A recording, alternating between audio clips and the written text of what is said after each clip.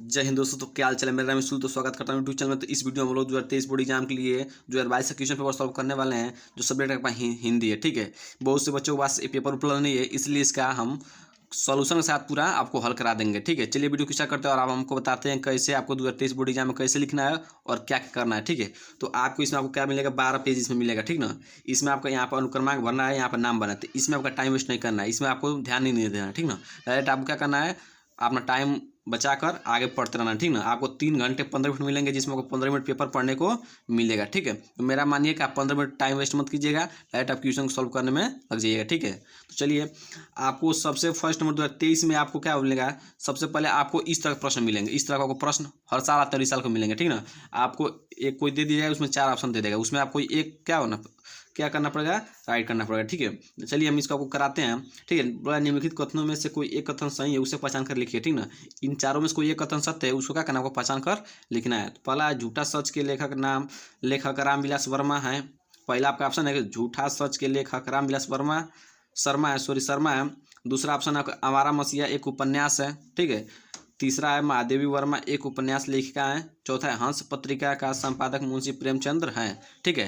तो इन चारों ऑप्शन में से आपका राइट आंसर क्या है, उसमें आपको क्या करना है, बताना है। तो हम इसमें आपको बताते हैं इसका राइट आंसर क्या होगा। इसका राइट आंसर क्या होगा, हंस पत्रिका का संपादक मुंशी प्रेमचंद्र जी, आपका चौथा क्या है, राइट आंसर है, ठीक है। यदि आप चाहते हैं कि हिंदी में 95+ मार्क आए, तो यदि आपके पास आंसर होगा तो उसमें इस सारे प्रश्नों को हल कर लीजिएगा, क्योंकि ये 100% ऐसे ही क्वेश्चन आएंगे। यदि आप लगातार 5-6 साल के पीछे वाले पेपर को क्या कर लेंगे, इस तरह का प्रश्न सॉल्व कर लेंगे, तो आपका नंबर हिंदी से नहीं कट सकता है, ठीक है। ये बहुत ज़्यादा बीएमपी और आते हैं, हर साल आते हैं। आप किसी भी वर्ष का पेपर उठाकर देख लीजिए, ठीक है। चलिए हम इस तरह अगला प्रश्न करते हैं। अगला प्रश्न आपको हम बताते हैं। आपको अगला प्रश्न है कि कलम का सिपाही, ये बहुत ज़्यादा वीएमपी क्वेश्चन है, बहुत ज़्यादा वीएमपी क्वेश्चन। इसको आप रट लीजिएगा, याद कर लीजिएगा, तभी आप बोर्ड एग्जाम में जाइएगा। कलम का सिपाही के रचनाकार हैं, ठीक ना। पहला मुंशी प्रेमचंद्र, ठीक ना। हजारी प्रसाद द्विवेदी, अमृत राय या हरिवंश राय बच्चन, ठीक ना। तो इसमें आपका राइट आंसर क्या होगा। इसका राइट आंसर यदि आप जानते हैं तो कमेंट बॉक्स में जरूर बताइएगा, ठीक ना। तो इसका राइट आंसर क्या है, अमृत राय, ठीक ना, अमृत राय, ठीक ना। कलम की सिपाही के रचनाकार हैं, ठीक है। चलिए अगला प्रश्न करते हैं। कह रहा है कि निम्नलिखित में से किसी एक कृति के लेखक का नाम बताइए। ये हर साल आता है, मतलब आपको कोई 4 दे देगा, 4 कृति दे देगा, उसमें उसको किसी एक का क्या करना, आपको रचनाकार का नाम लिख देना है, ठीक ना। तो इसमें से कोई एक लिख देना है, ठीक है। तो चलिए हम आज इसमें आपको जो आसान है सबसे बता दे रहे हैं, ठीक है। जो इंपॉर्टेंट है, जो इसमें इन चारों में से जो इंपॉर्टेंट है वो आपको बता दे रहे हैं, ठीक है। कि इससे रिलेटेड कोई भी क्वेश्चन आएगा आप उसको सॉल्व कर सकते हैं, ठीक ना। तो क्या भूलू क्या याद करूँ, ये किसकी है, हरिवंश राय बच्चन जी क्या है, ठीक ना। क्या हरिवंश राय बच्चन, ठीक ना, बच्चन, ठीक है। हरिवंश राय बच्चन जी का है, ठीक ना, हरिवंश राय बच्चन जी का है, ठीक ना, ये वाला, ठीक है। क्या भूलू क्या याद करूँ, ठीक ना। रस मीमांसा किसका है, बहुत ज़्यादा वीएमपी ये वाला, ये तो हर साल आता है और पूछ भी सकता है, ठीक ना। तो ये किसका है, आचार्य रामचंद्र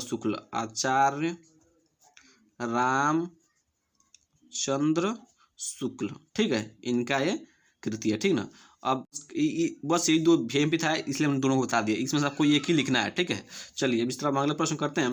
ये तो देखिएगा, सूरज का 7वां घोड़ा के लेखक का नाम लिखिए। बहुत ज़्यादा वीएमपी है, बहुत ज़्यादा।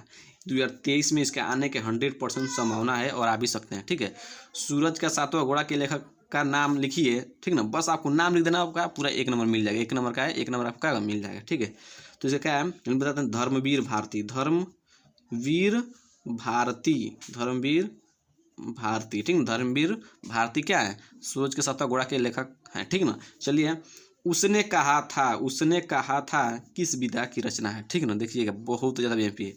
उसने कहा था किस विधा की रचना है, तो आपको बताना है। पहला ऑप्शन है उपन्यास, दूसरा है यात्रावृत्त, तीसरा है कहानी और चौथा है आलोचना, ठीक ना। तो इसमें आपका राइट आंसर क्या होगा, उसको आपको क्या करना है, बताना है, ठीक ना।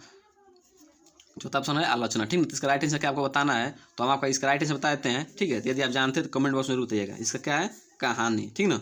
कहानी विधा की रचना है, उसने कहा था, ठीक ना, कहानी है, ठीक है। चलिए अब आपका फिर एक नंबर प्रश्न चलेंगे, ठीक ना। तो चलिए हम आपको अगला प्रश्न बताते हैं। कला रीतिबद्ध काव्य धारा के किन 2 कवियों का नाम लिखिए। रीतिबद्ध, ठीक ना, रीतिबद्ध, ध्यान समझिएगा, ठीक ना।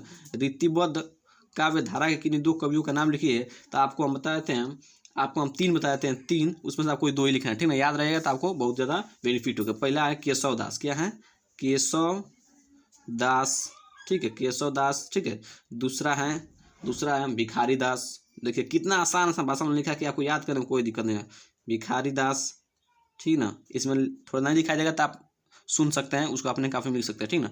आपके तीसरे हैं मतीराम, ठीक ना। देखिए कितना अच्छा अच्छा नाम हमने लिया है जो आपको याद करने में थोड़ा सा भी दिक्कत नहीं होगा, ठीक ना। पहला केशव दास, दूसरा भिखारी दास और तीसरा मतीराम। बस यही आपको इसमें से कोई दो लिखना है। हमने आपको 3 बता दिया, याद कर लीजिएगा, ठीक ना। आपको तो अभी याद हो गया होगा नाम सुनकर।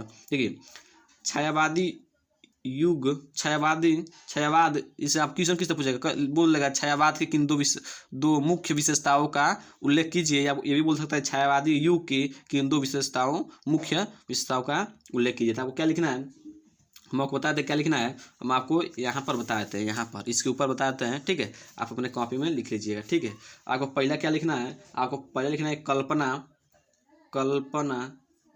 कल्पना की प्रधानता, ठीक ना। प्रधानता, ठीक ना। कल्पना की प्रधानता। दूसरा आपको क्या लिखना है, दूसरा लिखना है नारी सौंदर्य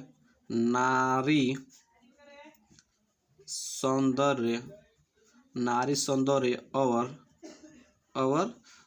प्रेम चित्रण, बस आपको इतना ही लिख देना है। दोनों बहुत आसान शब्दों हमने लिखा है, ठीक ना।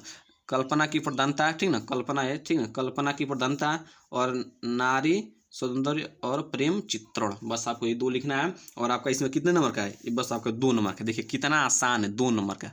और सबसे मोस्ट इंपोर्टेंट आपका है, देखिए ग नंबर, प्रिय प्रवास के रचनाकार का नाम लिखिए। देखिए 2 नंबर का है, बस प्रिय प्रवास के रचनाकार का नाम लिखिए। कितने नंबर का आ गया, 2 नंबर का आ गया। बस एक नाम ही आपको लिखना है, ठीक ना। इससे पीछे वाले हमने भी क्लास 10 के पीछे 2022 में ये मेरा ही पेपर है, ठीक ना। तो आपको बता रहे हैं ये हमने गलत लिख दिया था, हमने लिख दिया था डॉक्टर राजेंद्र प्रसाद लिख दिया था, जो हमारा 2 नंबर कट गया था। बस एक नाम लिखना था, देखिएगा बस एक नाम लिखना था जो हमने गलती कर दिया। तो हम चाहते हैं कि आप वो गलती न दोहराएं, ठीक ना। क्योंकि ये 2022 में पूछा गया है, ये रिपीट क्वेश्चन भी हो सकता है, 2023 में भी आ सकता है, ठीक है। तो आप इस पर ध्यान दीजिएगा और इसको याद कर लीजिएगा कि देखिएगा एक ही नाम 2 नंबर आपको देखे जाएगा, ठीक ना। इसमें आपको 2 लाइन लिखना था तो आपको 2 नंबर दिया जाएगा। तो जो फायदा आप उसमें याद कर लीजिएगा, ठीक ना। चलिए हम इसको बताते हैं। प्रिय प्रवास के रचनाकार का नाम है, आपको बताते हैं। इनका बहुत बड़ा थोड़ा नाम है, लेकिन आप शॉर्टकट में याद कर सकते हैं। देखिएगा यहाँ पर लिख दे रहे हैं, ठीक है। आप लिख दे रहे हैं, लिखना है आपको, लिखना अयोध्या